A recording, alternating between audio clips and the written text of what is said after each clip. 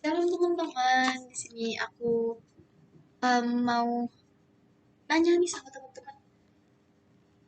Kayak pasti kita semua kenal dong, kita semua pernah dengar Yesus. Kalau misalnya sekarang aku mau nanya nih, sebenarnya siapa sih Yesus tuh? Kalau teman-teman nanya sama aku ya, aku bakal jawab kalau Yesus itu juru selamat, penebus aku dan kita semua yang ada di dunia ini. Tuhan Yesus, juru selamat kita semua, yang nebus dosa kita semua gitu. Um, tapi kalau misalnya kita mau lihat ya dari Alkitab, sebenarnya apa sih yang Alkitab ajari tentang Tuhan itu sama kita semua, tentang Yesus sama kita semua itu apa sih kata Alkitab? Jadi Alkitab itu bilang kalau misalkan Yesus itu Yesus itu orang yang saleh gitu.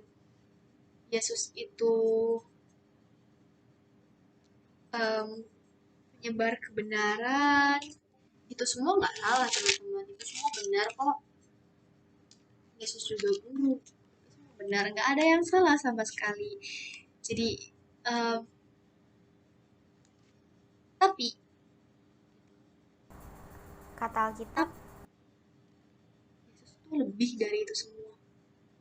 Yesus tuh lebih dari seorang guru. Yesus lebih dari seorang guru yang ngajarin kebenaran sama murid-muridnya. Yesus tuh lebih dari seorang yang saleh dan jujur. Yesus tuh lebih dari sekedar itu. Yesus itu pribadi yang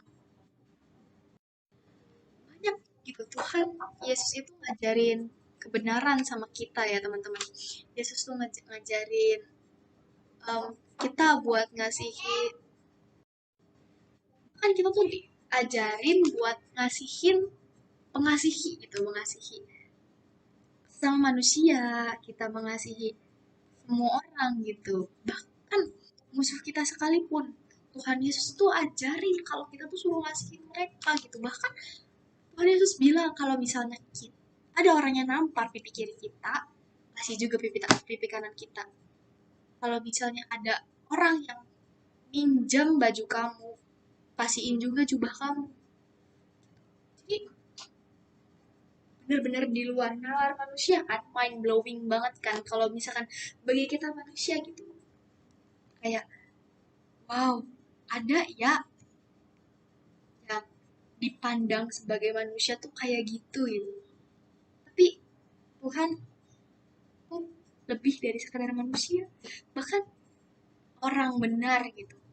Tuhan juga lebih dari sekadar orang benar, teman-teman. Tuhan Yesus tuh siapa jadi? Tuhan Yesus itu satu pribadi yang dikurniai oleh Allah untuk menebus kita semua, menebus dosa kita semua, menyelamatkan kita semua dari dosa-dosa, dari keterikatan dosa yang kita miliki, teman-teman. Kita semua tuh terikat sama dosa sejak dari Adam dan Hawa gitu. Jadi kita semua tuh sejak kecil, sejak lahir, sejak kita dalam kandungan bahkan, kita tuh udah terikat gitu sama yang namanya dosa. Kita tuh nggak bisa lepas dari yang namanya dosa. Kita tuh apa ya? Udah mendarah daging lah dosa tuh sama tubuh kita, sama diri kita. Bahkan setiap perbuatan baik yang kita lakuin, setiap kebenaran yang kita lakuin gitu, itu tuh nggak ada artinya buat nebus dosa kita semua tuh teman-teman. Nggak ada, nggak bisa gitu. Terus gimana gitu kita bisa selamat dari semua dosa yang kita punya? Gimana kita memperoleh keselamatan itu? Ya dari Tuhan, teman-teman. Tuhan Yesus karuniain anaknya, kata Yohanes 3:16. Karena begitu besar kasih Allah akan dunia ini sehingga ia mengaruniakan anaknya yang tunggal, supaya setiap orang yang percaya kepadanya tidak binasa, melainkan beroleh hidup yang kekal. Jadi Allah ngaruniain anaknya yang tunggal, Tuhan kita Yesus gitu, buat nyelamatin kita. Dia mati di kayu salib buat nyelamatin kita. Dia mati di kayu salib buat nebus dosa kita. Dia yang suci. menyalahkan dia yang suci, yang gak bercela, gak bercacat sama sekali, itu rela jadi dosa di kayu salib, teman-teman. Dia rela dipandang sebagai sampah gitu di kayu salib. Buat siapa? Buat kita. Karena kita tanpa dia gitu. Maksudnya kalau dia nggak melakukan hal ini, kita nggak ada satu orang pun yang bisa mencapai di titik hidup yang kekal. Nggak ada, teman-teman. Jadi kita nggak akan bisa gitu buat nyampe di titik bahkan menghirup udara surga aja tuh kita nggak pantas karena kita tuh manusia berdosa, teman-teman. Dosa kita banyak gitu, teman-teman. Maksudnya dosa kita tuh udah ada gitu dalam diri kita, nggak bisa lepas sama kita itu, teman-teman. Jadi satu-satunya cara biar kita bisa selamat pengorbanan Tuhan Yesus yang ada di kayu salib.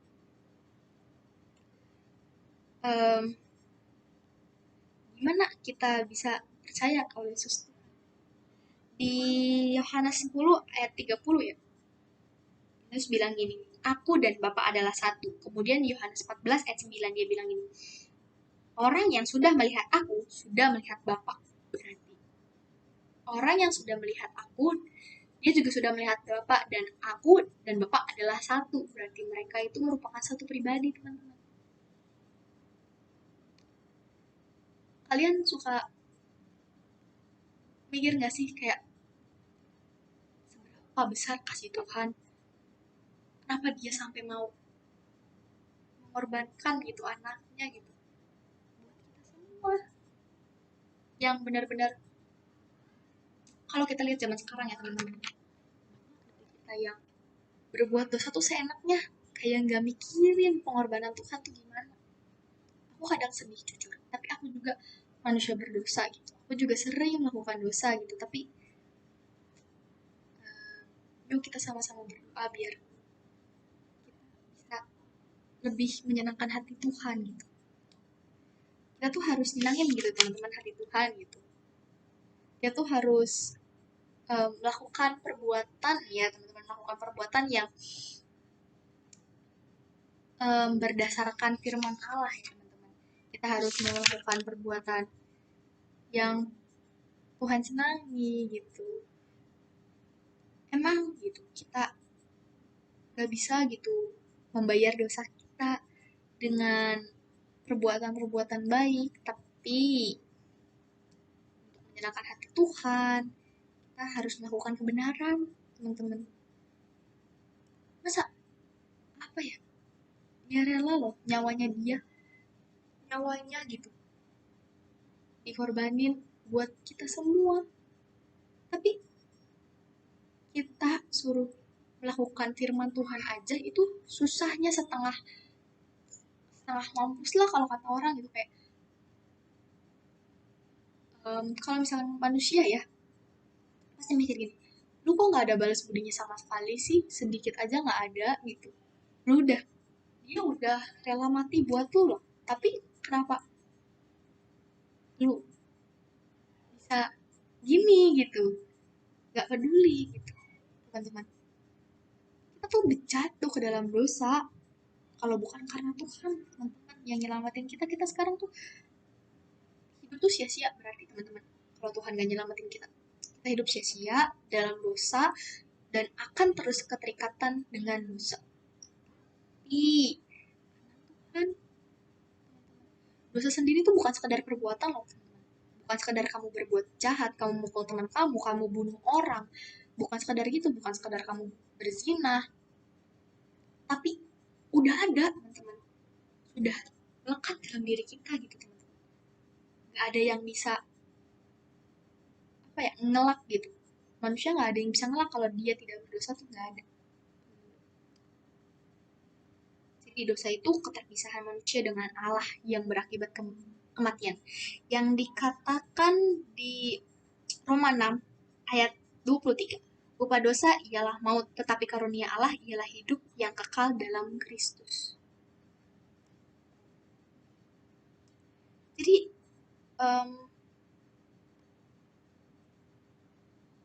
Dua pilihan kita gitu. Kita mau hidup di dalam dia atau kita mau hidup di luar dia. Kalau di dalam dia kita selamat, tapi kalau di luar dia kita binasa, teman-teman. Karena seperti apa yang tadi aku bilang, gak ada satupun manusia yang bisa nginjek ke kehidupan yang kekal. Bahkan Tuhan sendiri bilang, kalau misalnya kita itu gak bisa hidup menginjak ke kehidupan yang kekal, kalau nggak melalui Kristus. Gak ada satu orang pun yang bisa ke Bapa kalau tidak melalui aku. Jadi gimana coba kita, gimana caranya kita percaya gitu? Ya, satu-satunya cara dengan iman yang kita punya, teman-teman. Iman sama ketaatan yang kita punya, itu yang mendasari, teman-teman. Jadi iman yang kita miliki mendasari segalanya, mendasari kepercayaan kita. Kalau misalnya aku mau nanya nih sama teman-teman, gimana sih teman-teman bisa percaya sama Tuhan? Teman-teman bakal jawab gitu.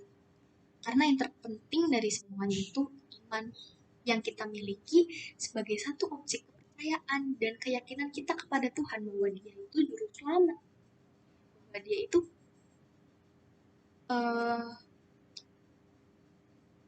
mengasihi kita. Kita harus percaya dan kita harus mengakui bahwa Dia juru selamat dengan mulut kita. Kita harus yakin, kita harus percaya, teman-teman.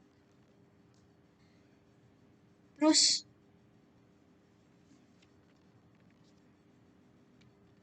gimana sih kita bisa bilang kalau kita itu taat?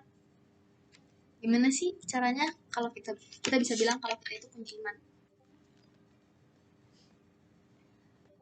Iman itu pada dasarnya ya teman-teman, tanpa perbuatan itu mati. Jadi sama aja bukan apa-apa gitu.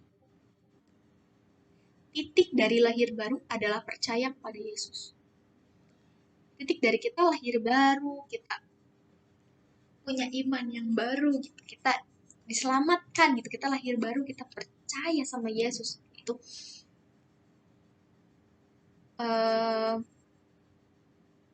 kita harus benar-benar percaya dan ngaku dari segenap hati kita, segenap akal budi kita kalau misalnya Yesus itu juru selamat kita ya teman-teman. Jadi kita harus percaya sama Tuhan Yesus.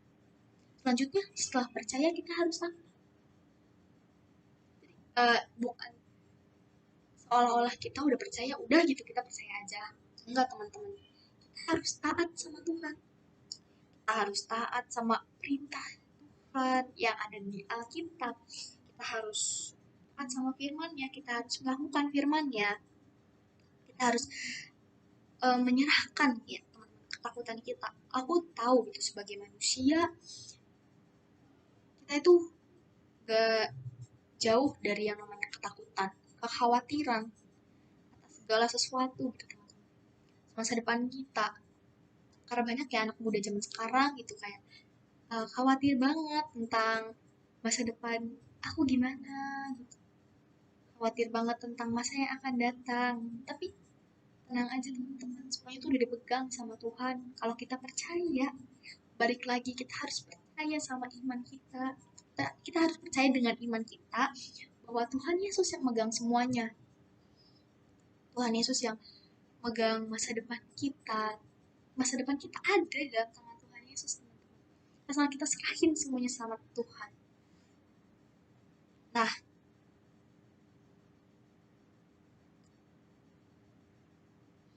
kan tadi aku bilang kan, iman tanpa perbuatan pada dasarnya itu mati. Jadi kita semua juga jatuh ke dalam dosa karena ketidaktaatan orang. Karena ketidaktaatan Adam dan Hawa. Tuhan udah bilang kalau misalnya kamu boleh makan semua buah yang ada di taman ini, tapi tidak dengan satu buah, satu pohon itu. Kamu tidak boleh makan. Tapi karena ketidaktaatan Hawa dan Adam, dan semua jadi manusia berdosa. Jadi, karena kalau sekarang kita nggak mau taat ya teman-teman, kita juga berdosa teman-teman. Kita nggak mau taat sama perintah Tuhan, kita nggak mau taat sama firman Tuhan, kita udah berdosa teman-teman. Contoh ketaatan ya, ada di Matius 8 ayat 27 di mana Yesus menenangkan danau yang ribut. Tuhan Yesus cuma bilang, tenang. Langsung tenang danaunya. Danau aja tenang gitu sama Tuhan. Kita harusnya gimana teman-teman?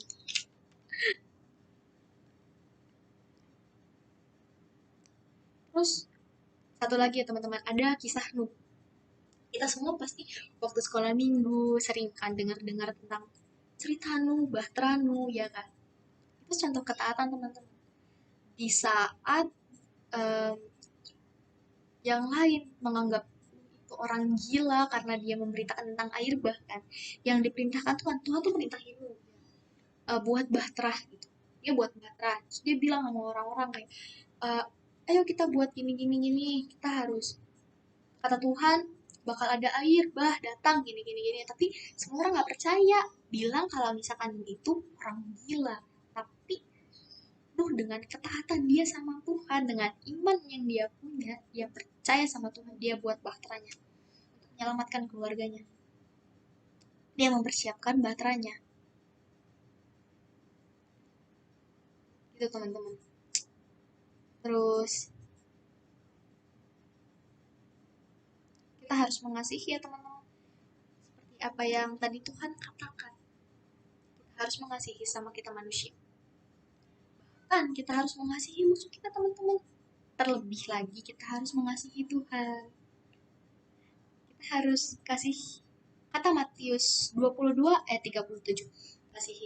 Kasihilah Tuhan Allahmu dengan segenap hati dan segenap jiwa dan segenap akal budi.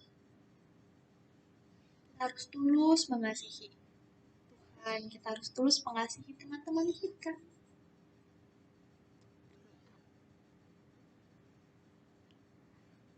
Ketaatan itu sendiri merupakan buah-buah dari iman yang kita miliki. Iman yang kita punya harus disertai sama ketaatan, teman-teman.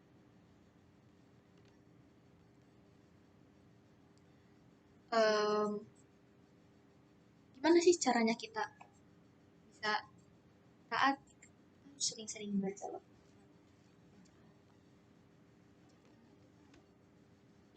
Bible. Kalian harus baca Bible, baca firman Tuhan. Mungkin teman-teman banyak yang bertanya juga, sebenarnya asli nggak sih Alkitab yang kita punya sekarang? Sebenarnya Alkitab yang ada sekarang ini sama nggak sih sama yang dulu, yang para rasul dapat ilham dari Tuhan gitu? Sama nggak sih sebenarnya teman-teman? Jadi dalam sejarahnya ya, Alkitab ini ditulis itu lama banget teman-teman, dari yang 1500 Masehi atau sekitar 100 Masehi gitu teman-teman, kayak perjanjian lama dan perjanjian baru. Tapi perjanjian lama dan perjanjian baru ini saling keterkaitan, dan di dalam Alkitab ini juga terdapat kebenaran-kebenaran yang akan terjadi di masa depan. Kayak contohnya di kitab Mika itu ada tertulis bahwa Yesus akan lahir di Bethlehem, dan kelahiran Yesus terjadi di perjanjian baru teman-teman. Jadi Alkitab ini bisa memprediksi masa depan teman-teman, bahkan kedatangan Yesus yang kedua kali. Kedatangan Yesus yang kedua kali juga tertulis di Alkitab. Bertobatlah sebab kerajaan surga sudah dekat. Kita harus bertobat teman-teman, dengan apa? Dengan iman yang kita punya, dengan ketaatan yang kita miliki teman-teman. Kita harus percaya gitu dan yakin. Gak ada teman-teman, gak ada satu satu buku pun yang bisa memprediksi masa depan 100% teman-teman kayak Alkitab.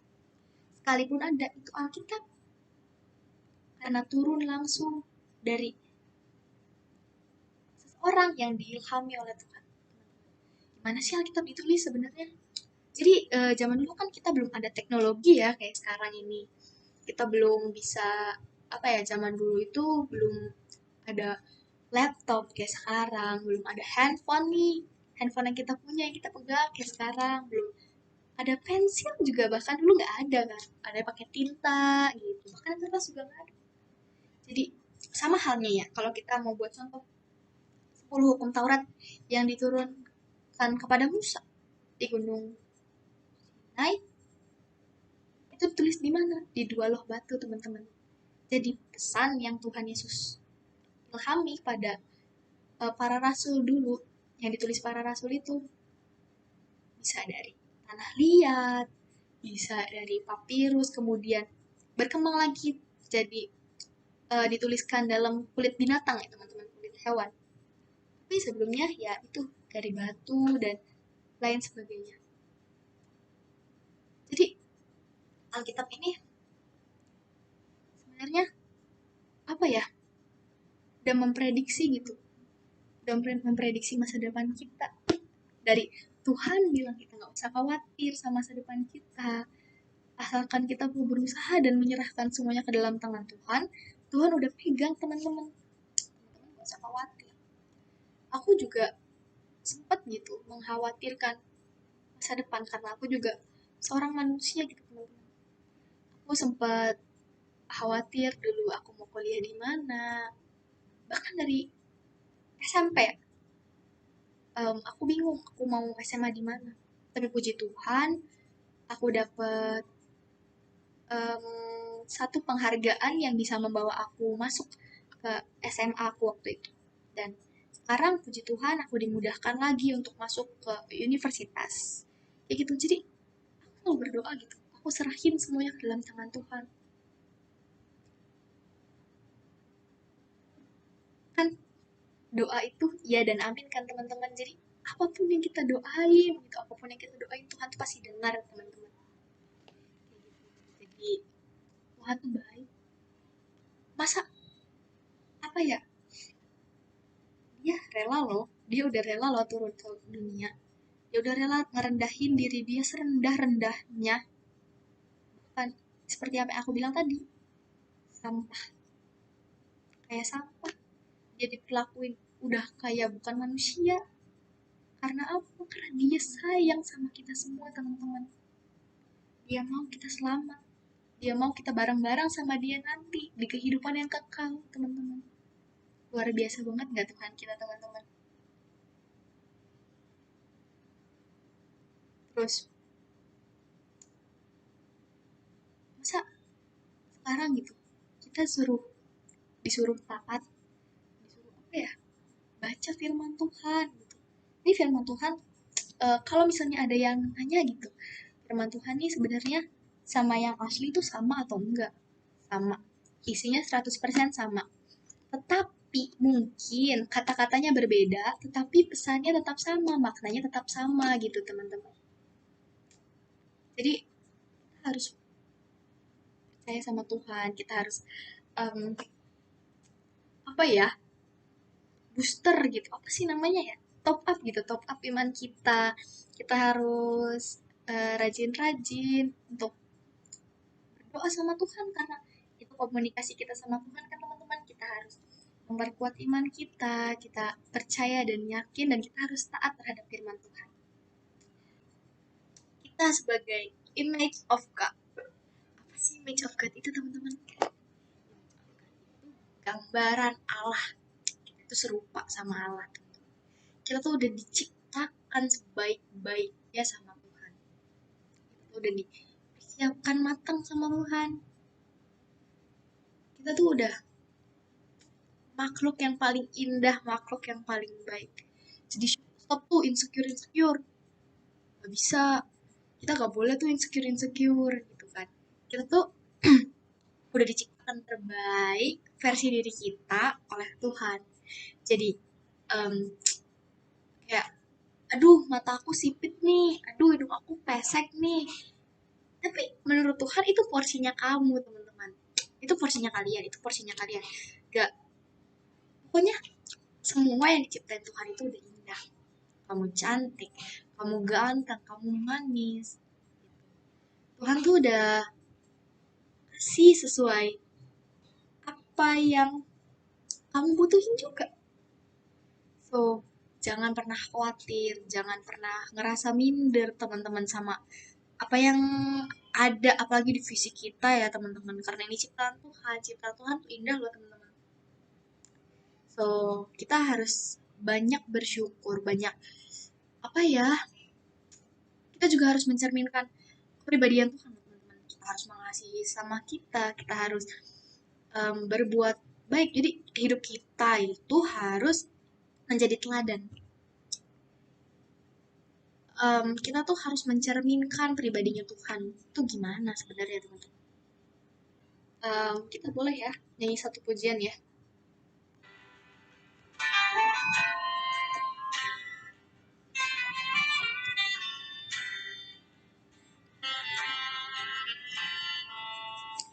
Kemanakah aku dapat pergi, menjauhi rohmu yang langsung sahabat,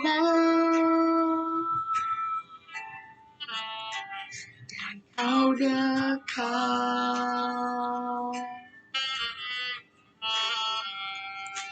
Bahkan seluruh pengabdianku tak bisa membalas kesetiaanmu, sungguh mulia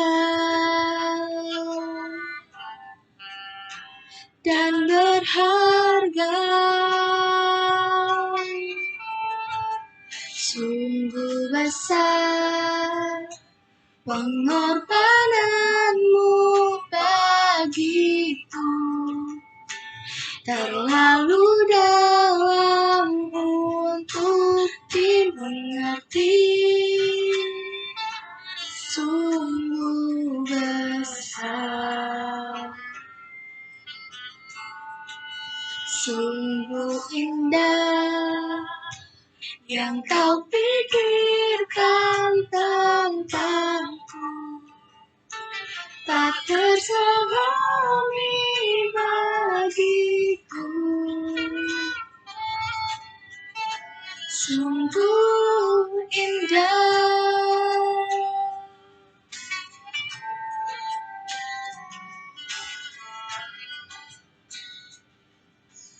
Jadi kita harus percaya teman-teman, pengorbanan Tuhan tuh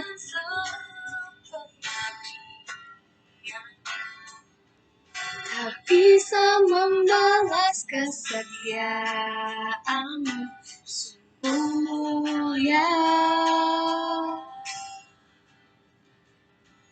dan berharga,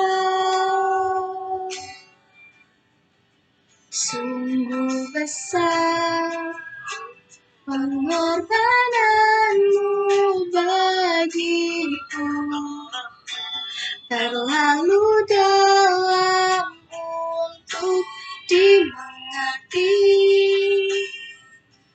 sungguh besar,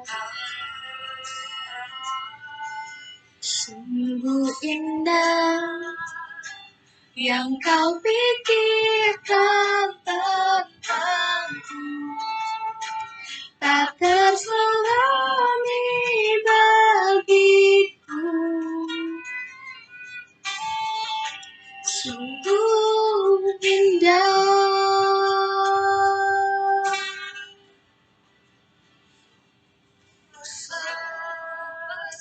Pengorbananmu bagiku, terlalu dalam untuk dimengerti,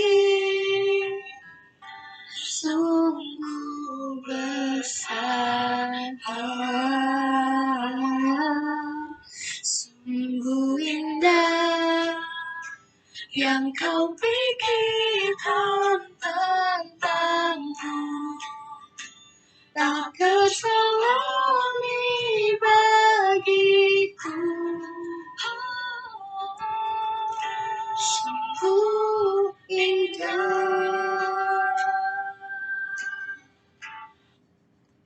Mari kita bersatu dalam doa. Tuhan, terima kasih atas pengorbananmu Tuhan. Terima kasih atas berkat-Mu Tuhan. Terima kasih atas semua yang telah Kau perbuat dalam hidup kami. Kami yakin dan percaya percaya bahwa Engkau mengasihi kami. Ajar kami, Tuhan Yesus, agar kami bisa mengasihi seperti Engkau mengasihi kami, Tuhan Yesus. Mengasihi baik sesama manusia, bahkan musuh kami sekalipun, seperti apa yang Engkau ajarkan kepada kami, Bapa. Kuasa darah-Mu. Terima kasih Tuhan atas firman-Mu hari ini. Terima kasih atas berkat dan penyertaan-Mu. Terima kasih Bapa, terima kasih Tuhan Yesus, terima kasih Roh Kudus. Kami tahu ya Tuhan Yesus, Kau mengasihi kami tahu kami berharga di mata-Mu Tuhan. Kami tahu Tuhan Yesus. Ajar kami untuk selalu membaca firman-Mu dan mendengarkan firman-Mu. Ajar kami agar kami bisa taat kepada Engkau Tuhan. Ajar kami bisa melakukan firman-Mu, ajar kami bisa menyenangkan hati Engkau Tuhan. Bapa, kami mau serahkan semuanya ke dalam tangan-Mu Tuhan. Kami mau serahkan masa depan kami ke dalam tangan-Mu. Tutup bungkus kuasa darah-Mu. Terima kasih Tuhan Yesus. Terima kasih Roh Kudus. Terima kasih Bapa. Hanya dalam nama Tuhan Yesus. Ampuni dosa dan pelanggaran kami ya Tuhan Yesus. Haleluya. Amin. Shalom teman-teman. Percaya ya, Tuhan Yesus selalu menyertai kita semua dan Tuhan Yesus sayang kita semua loh teman-teman. Gimana pun keadaan kita. Dan kita harus ini ya teman-teman, memperteguh iman kita. Dan kita harus sering baca firman Tuhan. Nah kita. Shalom.